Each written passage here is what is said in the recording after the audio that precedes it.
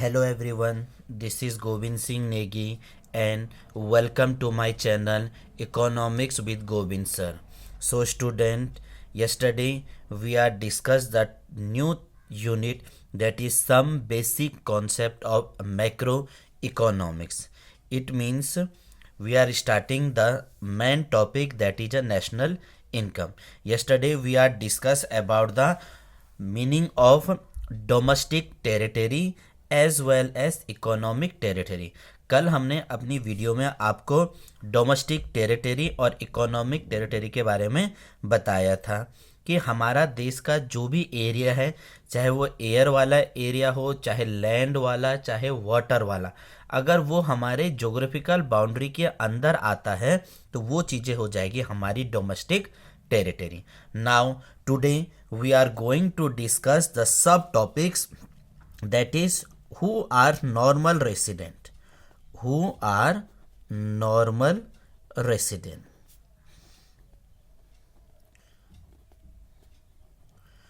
Resident का मतलब हो गया नागरिक, तो हम इसे बोलेंगे हमारा देश का कौन साधारण नागरिक कौन है। साधारण नागरिक, इसमें थोड़ा सा आपको कॉन्सेप्ट को समझना पड़ेगा क्योंकि हमारे पास यहाँ पर सिटीजन वाला वर्ड्स भी आएगा और नॉन सिटीजन वाला वर्ड भी आ जाएंगे। तो हमारा अभी सब टॉपिक चल रहा है who are a normal resident. हमारा नॉर्मल रेसिडेंट कौन है? तो जवाब हम नॉर्मल रेसिडेंट्स में बोलेंगे an individual, an individual, an individual who usually, an individual who usually reside within a specific economic territory, specific economic territory of a country, देखो यहाँ पर बोला who usually reside within a specific territory, मतलब ऐसा बंदा जो हमारे देश के अंदर रह रहा है उसको हमने बोला नॉर्मल रेसिडेंट। उसे हमने क्या बोला? Normal resident. बस याद रखने वाली बात यह है इसके अंदर हमारा सिटीजन भी आएंगे और नॉन सिटीजन भी आएंगे। इसके अंदर क्या क्या आएंगे? सिटीजन भी आएंगे और नॉन सिटीजन। अब सिटीजन किसको बोला है? कि ऐसा बंदा, ऐसा व्यक्ति जिसका जन्म भारत में ही हो रखा है, वो भारत का क्या हो गया? नागरिक। वो क्या हो गया? भारत का नागरिक।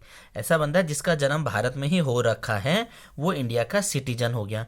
और ऐसा बंदा जिसका जन्म भारत के बाहर हो रखा है that is a non citizen of India. तो हमने क्या बोला? नॉर्मल रेसिडेंट के अंदर सिटीजन भी आएगा और नॉन सिटीजन भी आएगा, लेकिन इसका क्या होना चाहिए? इकोनॉमिक बेनिफिट इंडिया के लिए होना चाहिए। इसका इकोनॉमिक बेनिफिट्स वो क्या होना चाहिए? इंडिया के लिए होना चाहिए, उस देश के लिए होना चाहिए। उसी को हमने बोला हुआ है नॉर्मल रेसिडेंट। कोई भी बंदा हो सकता है, चाहे हमारे देश का है चाहे विदेश का है, लेकिन क्या हुआ कि वो जो भी काम करेगा इससे उस देश की इकोनॉमी का ग्रोथ हो रहा हो, उस देश के क्षेत्र अधिकार के अंदर वो काम कर रहा है, that is called a normal resident of a country. इस वर्ड को आपको बिल्कुल ध्यान से समझना पड़ेगा, नागरिक भी और दूसरा देश का नागरिक भी। अब इंक्लूडेड कौन कौन सा चीज़ें इसके अंदर इंक्लूडेड एरिया आता है, आपको इस चीज़ का याद रखना। जब हम नेशनल इनकम कैलकुलेट करेंगे तो उसमें पूछा जाता है कि इसमें नॉर्मल रेसिडेंट कौन है और सिटीजन कौन है, नेशनल इनकम में क्या ऐड किया जाता है, क्या ऐड नहीं किया जाता। तो पहला पॉइंट आप इसके अंदर किसको रखोगे? सिटीजन। हमारे देश के जितना भी बंदे हैं, जितना भी व्यक्ति हैं जिसका बॉर्न इंडिया में हो रखा है, वो इंडिया के क्या हो जाएंगे? सिटीजन हो जाएंगे।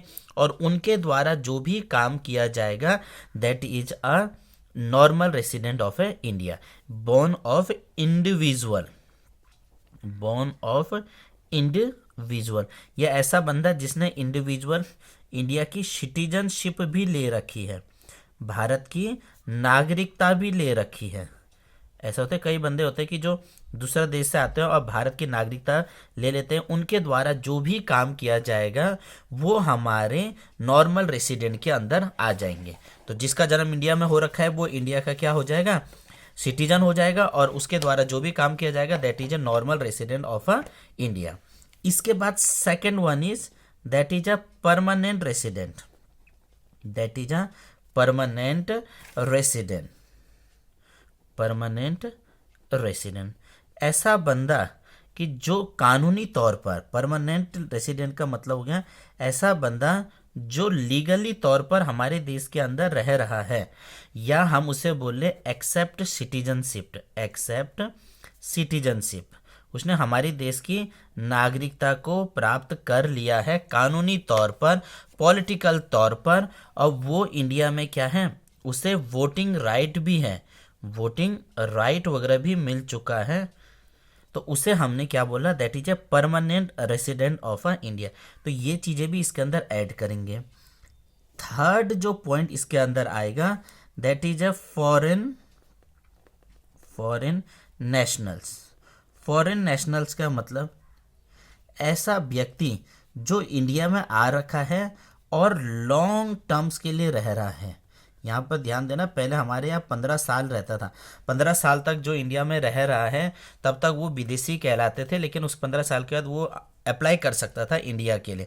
तो ऐसा बंदा जो इंडिया में लॉन्ग टर्म्स पे रह रहा है, या वीज़ा के तौर पर काम कर रहा है, या परमिट्स के तौर पर इंडिया में काम कर रहा है, इकोनॉमिक इंटरेस्ट इंडिया के लिए कमा रहा है, चाहे वो एम्प्लॉयमेंट हो, उसका जो भी कंजप्शन है, वो जो भी काम कर रहा है, कंजप्शन कर रहा है या इन्वेस्टमेंट वगैरह कर रहे हैं, या हमने बोला एम्प्लॉयमेंट वगैरह कर रहे हैं, वो हमारे देश के बेनिफिट्स के लिए हो रहा है, या आप उसे दूसरे भाषा में बोलो वो हमारे देश में काम कर रहा है, नौकरी वगैरह कर रहा है, तो वो उसको हम बोलेंगे normal resident of a country.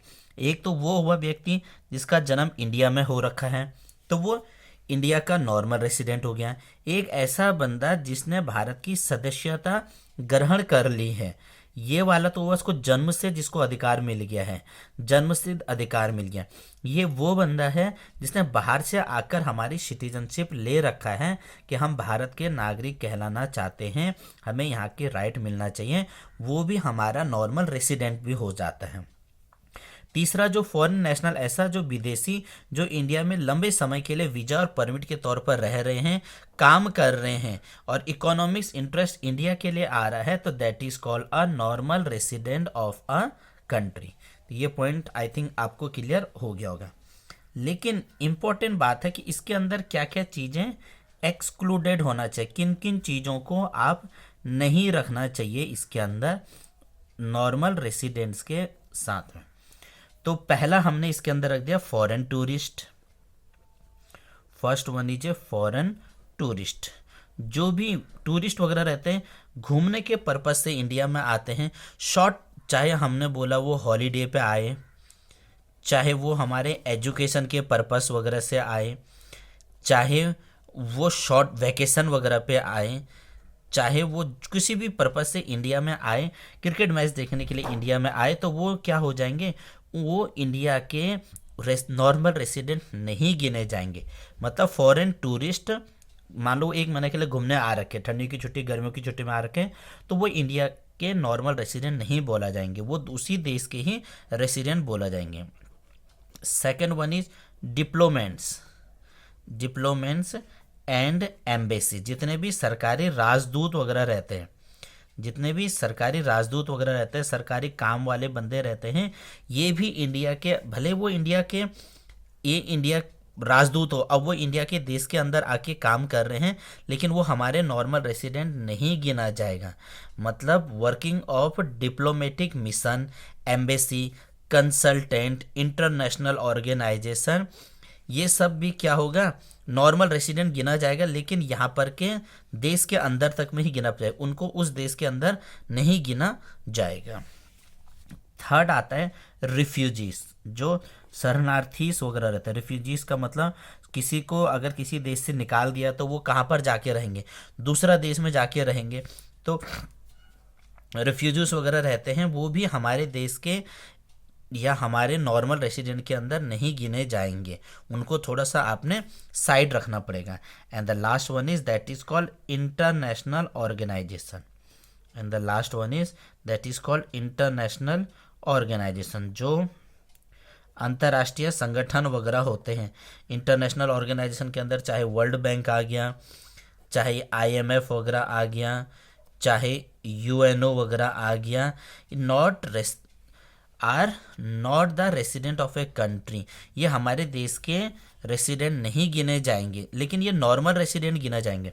Suppose मान लो हमारा एक यूनेस्को है, UNESCO। जो यूनेस्को है ये इंडिया में है, ठीक है। यूनेस्को क्या है, इंडिया में। तो यूनेस्को द्वारा जो भी काम किया जाएगा वो इंडिया के बेनिफिट्स के लिए हो जाएगा, तो इंडिया में इसके आउटपुट्स वगैरह गिने जाएंगे।